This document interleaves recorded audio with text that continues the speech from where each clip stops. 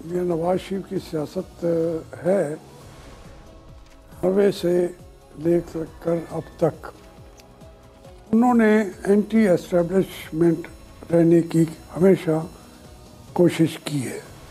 जब उन्होंने कहा था कि मैं डिक्टेशन नहीं लूँगा तो उस वक्त हमने कहा था नवाज शरीफ हमारा लीडर है, क्योंकि हम उसकी पार्टी, मैं तो मुस्लिम लीग को ज्वाइन ही नहीं कर रहा था, बड़ी मुश्किलों से ज्वाइन किया, लेकिन फिर मैंने कहा कि वो लीडर ने सारे तो एस्टेब्लिशमेंट के जरिए आए हुए हैं।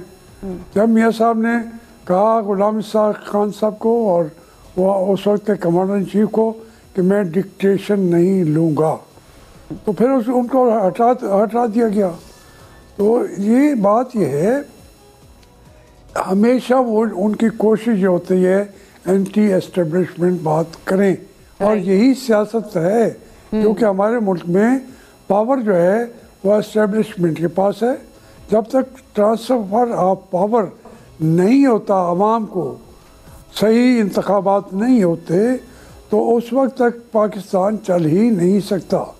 कोई वज़ीर आज़म बैठा होता है, उसे पता है मुझे अगले लम्हे मेरे से कुर्सी छीन ली जाएगी। तो इसलिए ये जो आज वो बात कर रहे हैं, हमें बहुत सारों को इख्तलाफ हो सकता है कि कभी वो भी कंप्रोमाइज़ करते हैं।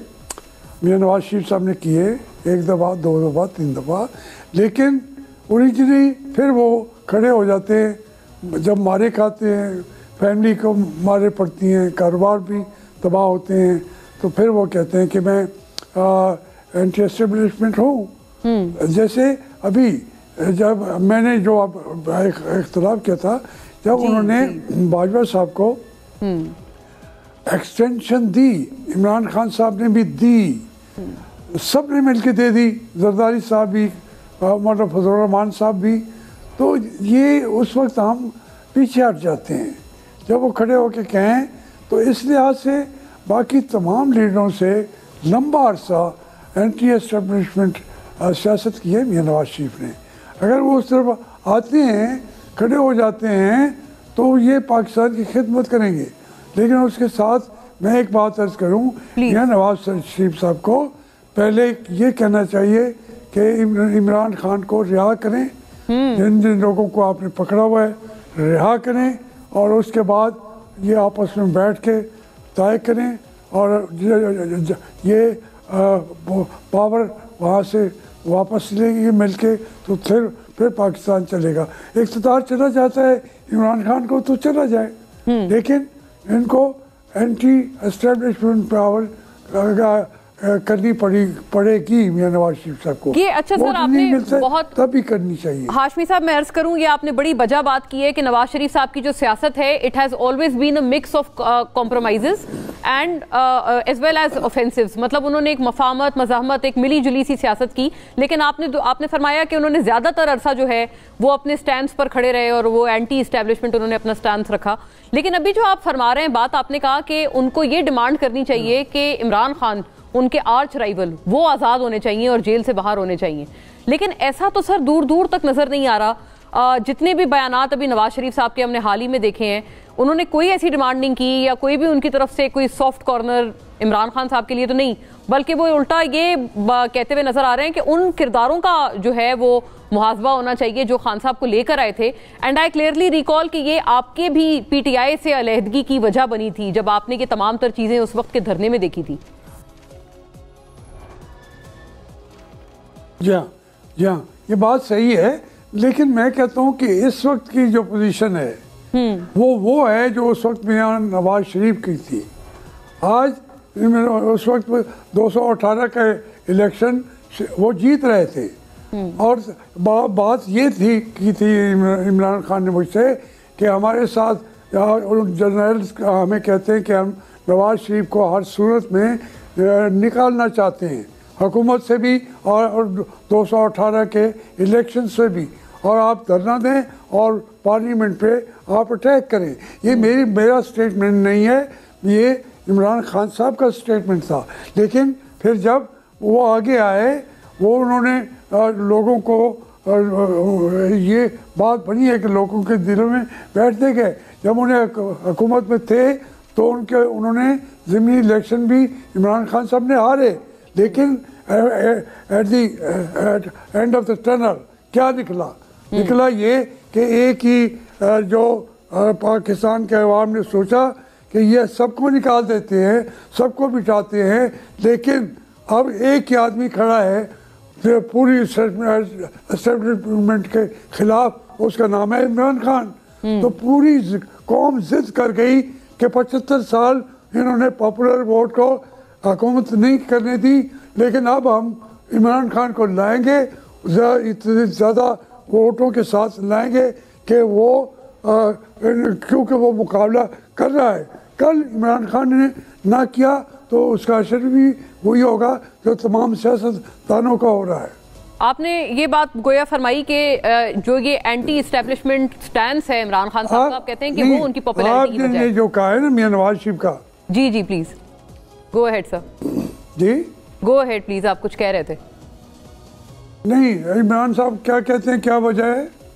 मैं ये अर्ज कर रही थी, आपने कहा ना कि उनकी पॉपुलैरिटी की ये वजह है कि अवाम देख रहे हैं कि वो ही वाहिद एक लीडर हैं जो कि एस्टेब्लिशमेंट के खिलाफ खड़े हो गए। मैं इसके हवाले से आपसे सर ये बात करना चाह रही हूँ कि दूसरी तरफ हम ये भी सुनते थे कि अभी कई लोग पीएमएलएन के मौजूदा ये मौकफ रखते हैं कि वो अपना आप समझे बोया हुआ काट रहे हैं, और उन्होंने जिस तरह की जो अनब्रिडल्ड पावर्स थी अपने दौरे हुकूमत में, जो वो 1 पेज की बातें करते थे और बड़े एक फखर से करते थे, वो ये लोग भी पीएमएलएन वाले कह रहे हैं कि जी आप तो इस चीज के सबसे बड़े बेनिफिशियरी भी थे, आप इसकी तायीद भी करते थे और आप इसको बिल्कुल ठीक कहते थे। तो अगर अभी आप पलटे हैं, एंटी एस्टेब्लिशमेंट हुए या आप अपने मफाद के लिए हुए हैं, आप पीएमएलएन के इस साइड वाले मौकफ से कोई इत्तेफाक रखते हैं हाशमी साहब? देखिए, मैं उनकी बातों से किसी हद तक इत्तेफाक भी करूं, लेकिन ग्राउंड रियलिटी जो है वो इसके खिलाफ है हमारी इन बातों के। हम इमरान खान को आज उसके किरदार को लेके आएंगे, इद्दत के मसले पे सजा, फलां पे सजा, लोग कहेंगे कि आप ये बातें गलत कर रहे हैं। वो उसके किरदार की बात करना ही नहीं चाहते। वो कहते हैं बाकी चीज़ें सबके अंदर हैं, सब कहते हैं हमारे अंदर नहीं है, वहाँ नहीं, सबके अंदर है, सबका इंसाफ होना चाहिए। लेकिन एक आदमी जो खड़ा हो गया है, हम उसके साथ हैं। हम हकीकत आज के दिन की बात करते हैं, ग्राउंड रियलिटी की बात करते हैं। अगर इमरान खान के अंदर 100 खामियाँ होंगी, मुझे भी शायद पता हो उन खामियों का, लेकिन जब अवाम चाह रहे हैं तो मुझे अवाम के फैसले के आगे सरेंडर करना चाहिए, करना चाहिए। लोग चाहते हैं इमरान खान। हाशमी साहब ये फरमाइएगा कि अगर इन हालात में नवाज शरीफ साहब जीत जाते हैं, क्योंकि अब तो बिलावल साहब भी बड़ा खोल खोल के तनकीद कर रहे हैं नवाज शरीफ साहब पे, वो कह रहे हैं कि सारा ग्राउंड इनके लिए सेट किया जा रहा है और बिल्कुल आप समझें कि उनको वजीर आजम की कुर्सी पर विराजमान करने की पूरी तैयारियां हैं। तो जब ये तनकीद हो रही है, आप कैसा देखेंगे अगर नवाज शरीफ साहब 2024 के इलेक्शंस में जीत भी जाते हैं और वजीर आजम भी बन जाते हैं? आपको लगता है उनकी ये जो जीत होगी ये फुलफिलिंग होगी, या फिर आपको लगता है कि ये वाकईतन एक सेट ग्राउंड के तहत होगी? देखिए, जो बड़ी पार्टी है उसके किसी आदमी को इलेक्शन में हिस्सा ही नहीं लेने दिया जाता, उनका पार्टी का सिंबल भी उनको नहीं दिया जाता, उनके रास्ते में रुकावटें भी हैं, वो जेलों में पड़े हुए हैं, वो घरों से भागे हुए हैं, उनका कोई कैंडिडेट भी शायद ना बने, तो फिर क्या कहेंगे कि ये इलेक्शन फेयर है?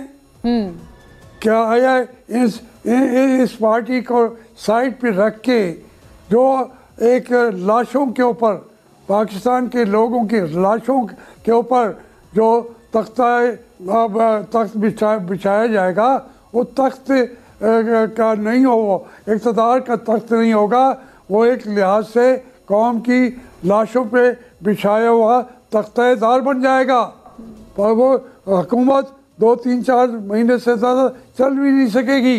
जब लोग अक्सरियत को क्या समझते हैं आप, जब हमने उनको इक़्तिदार नहीं दिया, खा वो हुसैन शहीद सोल वर्दी हो, खा मोहतरम माँ फातिमा जना हो, लोगों ने पॉपुलर वोट उनको दिया, भुट्टो को दिया, फांसी में लगे, नवाज शरीफ को भी था, 2018 तक था, लेकिन इमरान खान को बिठाया गया, फिर इमरान खान को भी हटा गया। अगर इस तरीके से इस हिसाब करेंगे तो वो हिसाब बराबर हो चुका है। आपने बड़ी दिलचस्प मिसालें दी हैं। पाकिस्तान के अवाम कहते हैं हमारी बात सुनो।